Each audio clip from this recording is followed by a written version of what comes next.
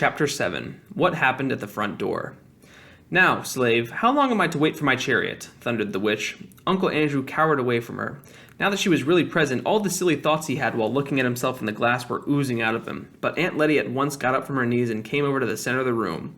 "And who is this young person, Andrew, may I ask?" said Aunt Letty in icy tones. "Distinguished foreigner. Very important person," he stammered. "Rubbish," said Aunt Letty, and then turning to the witch, "Get out of my house this moment, you shameless hussy, or I'll send for the police." She thought the witch must be someone out of a circus, and she did not approve of bare arms. "What woman is this?" said Jadis. "Down on your knees, minion, before I blast you."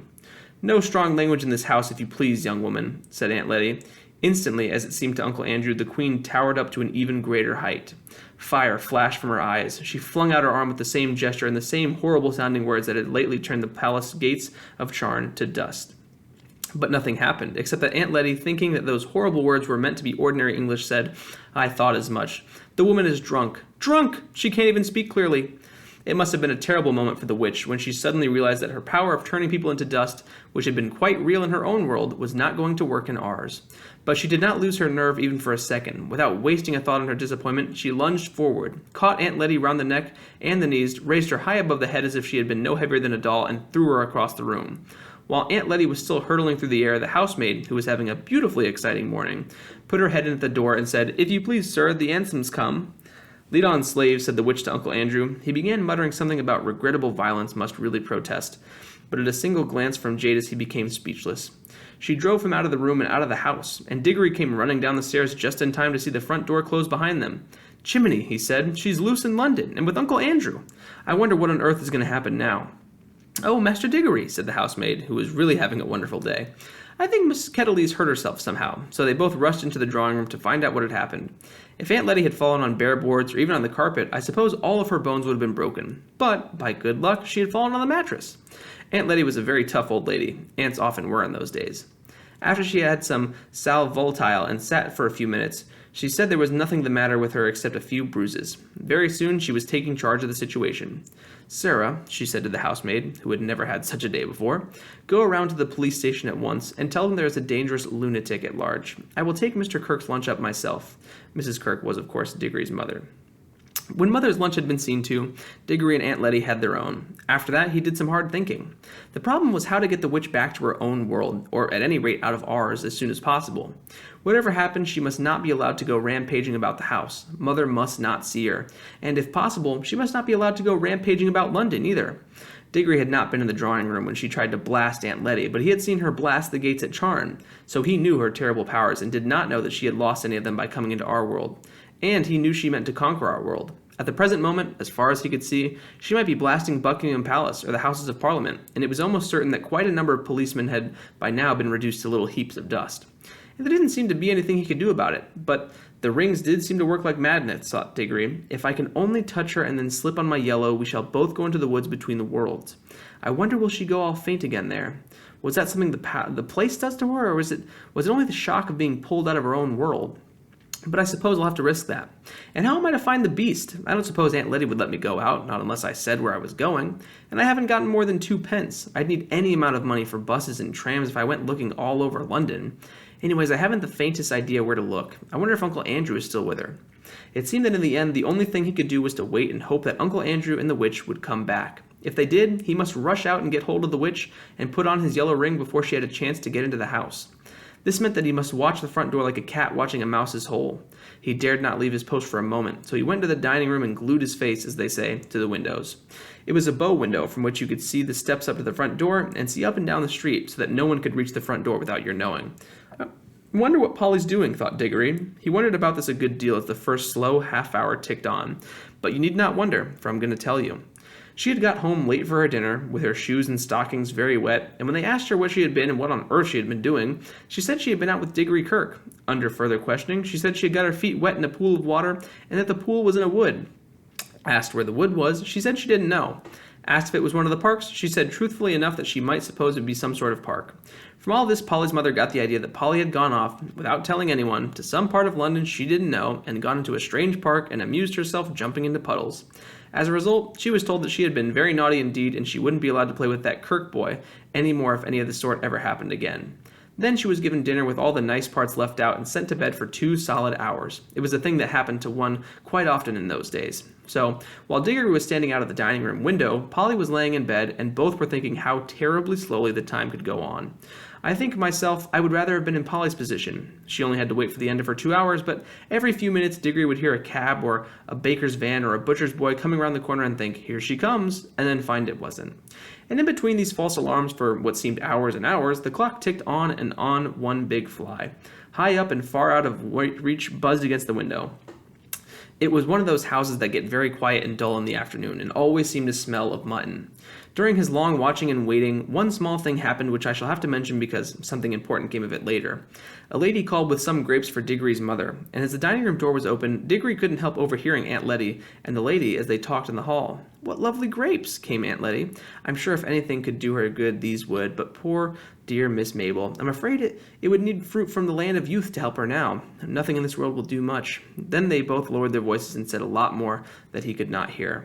If he had heard that bit about the land of youth a few days ago, he would have thought Aunt Letty was just talking without meaning anything in particular, the way grown-ups do, and it wouldn't have interested him. He almost thought so now, but suddenly it flashed upon his mind that he now knew, even if Aunt Letty didn't, that there really were other worlds and that he himself had been in one of them. At that rate, there might be a real land of youth somewhere. There might be almost anything.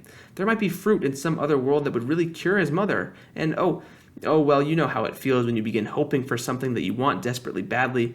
You almost fight against the hope because it's too good to be true. You've been disappointed so often before. That was how Diggory felt. But it was no good trying to throttle his hope. It might it just might be true. So many odd things had happened already, and he had the magic rings. There must be worlds you could get through every pool in the wood. He could hunt through them all, and then mother well again. Everything right again. He forgot all about watching for the witch. His hand was already going into the pocket where he kept the yellow ring when, all at once, he heard a sound of galloping. "Hello, what's that?" thought Diggory. "Fire engine? I wonder what house is on fire. Great Scott, it's coming here. Why, it's her." I didn't tell you who he meant by her. First came the hansom. There was no one in the driver's seat. On the roof, not sitting, but standing on the roof, swaying with superb balance as it came at full speed round the corner with one wheel in the air, was Jadis, the Queen of Queens, and the Terror of Charn. Her teeth were bared, her eyes shone like fire, and her long hair streamed out behind her like a comet's tail. She was flogging the horse without mercy. Its nostrils were wide and red, and its sides were spotted with foam. It galloped madly up to the front door, missing the lamppost by an inch and then rearing up on its hind legs.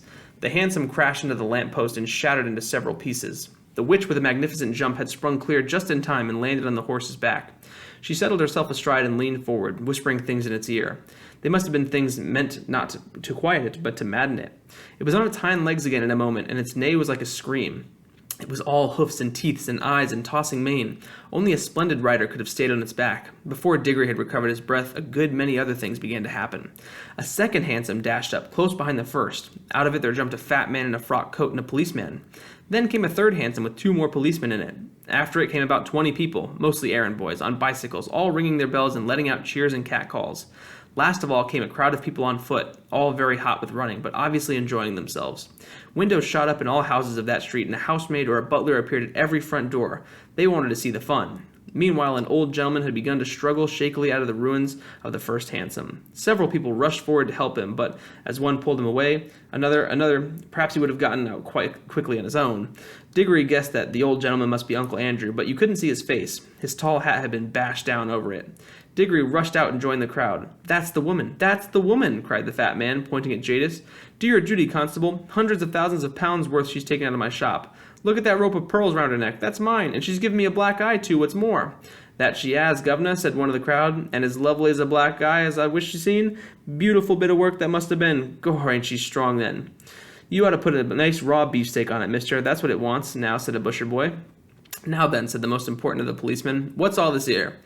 "I'll tell you, she," began the fat man when someone else called out, "Don't let the old cove in the cab get away. He put her up to it." The old gentleman, who was certainly Uncle Andrew, had just succeeded in standing up and was rubbing his bruises. "Now then," said the policeman, turning to him, "what's all this?"